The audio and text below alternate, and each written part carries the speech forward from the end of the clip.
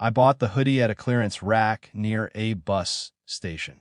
$6, gray, soft in the way things get after I've already given up pretending to impress anyone. It fit. That was the main reason. The second was that I didn't want to think about clothes anymore. My sister's engagement party was held at a rented house with glass walls and borrowed confidence. Everything there was meant to photograph well, white lights strung too carefully. Music that suggested joy without risking sincerity. I arrived 10 minutes late because the bus schedule had changed and I hadn't bothered to check an app. When I stepped inside, conversation thinned. Not stopped, just redirected. I skimmed and moved on. Someone hugged me with a single arm. "You didn't dress up," my aunt said, not unkindly, as if stating the weather. "I did," I said, "for myself." She smiled the way people do when they decide not to argue with someone who won't matter in 10 minutes. My sister looked beautiful, genuinely. I felt that small ache of pride that comes from knowing someone before they learned how to present themselves. She kissed my cheek and whispered, "You okay?" "Yeah," I said, and I was, mostly. Her fiancé stood beside her like a finished product.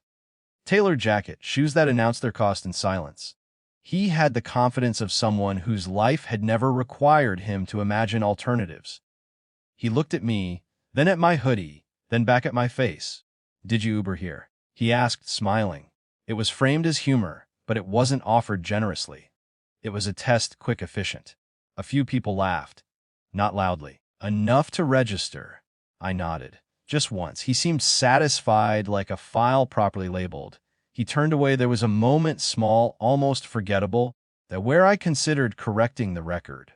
Explaining that I didn't Uber because I don't like small talk with strangers. That I prefer buses because they move through the city honestly. That the hoodie wasn't an accident but a choice. That my choices had worked out fine. Instead, I took a plastic cup of wine and stood near the window. I've learned that explaining yourself to people who enjoy misunderstanding you is a kind of self-harm. It looks harmless, but it drains you. The rest of the night unfolded predictably. Stories about promotions. Houses discussed in square footage and school districts. Someone asked what I was doing these days, then drifted away before I finished the sentence. My sister squeezed my hand once when she passed me. An apology she didn't yet know how to articulate. I left early. No dramatic exit. Just a coat, a nod, the door closing quietly behind me. On the bus ride home, the city looked the same as it always does when you're not trying to impress it. I watched reflections overlap my face, streetlights, strangers thinking their own careful thoughts. I felt tired, but not hurt in the way people expect. It was more like a familiar pressure, a reminder of how easy it is to be misfiled. I set my alarm for 6. The boardroom is colder in the mornings. Not physically, just in posture. People haven't warmed their voices yet. They speak carefully, conserving energy for later negotiations.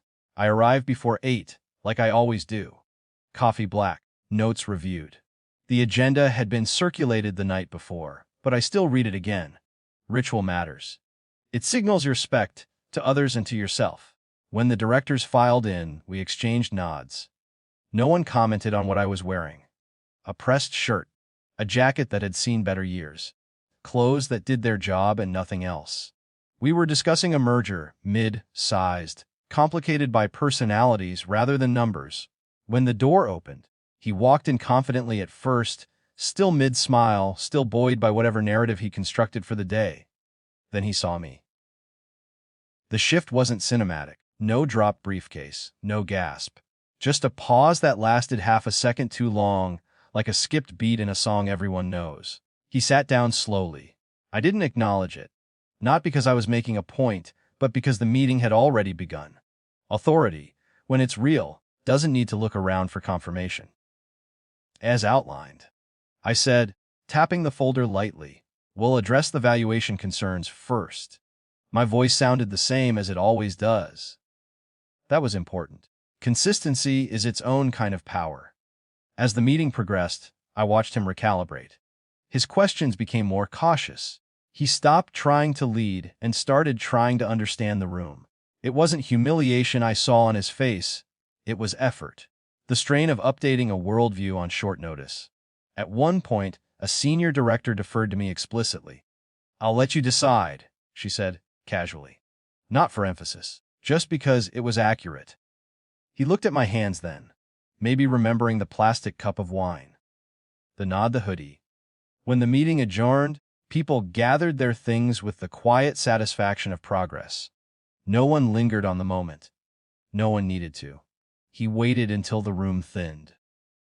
"I didn't realize," he said finally. His voice was lower than it had been the night before. "I know," I said. There were a dozen apologies he could have chosen.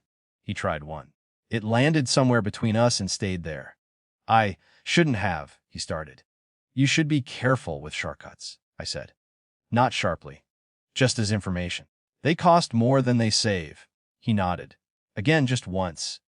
We stood there a moment, two people recalculating. Then he left. I didn't feel triumphant. That surprised me less than I expected. What I felt was a quiet settling, like furniture finally arranged correctly in a room you use every day. That evening, my sister called. Her voice was tentative. "He told me about the meeting," she said. I figured. "I didn't know," she said. "About everything." "I didn't hide it," I said. "I just didn't advertise." She was quiet. Then, "I'm sorry they laughed." "And I know," I said. "And I meant it." Some things didn't change after that. Family gatherings still carried their old gravity. Conversations still orbited familiar topics. Her fiancé was more careful with me, but care isn't the same as understanding. And that was fine. I still wear the hoodie sometimes. It's comfortable. It reminds me that dignity isn't loud, and power doesn't always announce itself in the rooms where people think it lives. The bus still runs late. The boardroom still runs cold. I move between them without changing much at all. That, I've learned, is its own kind of victory.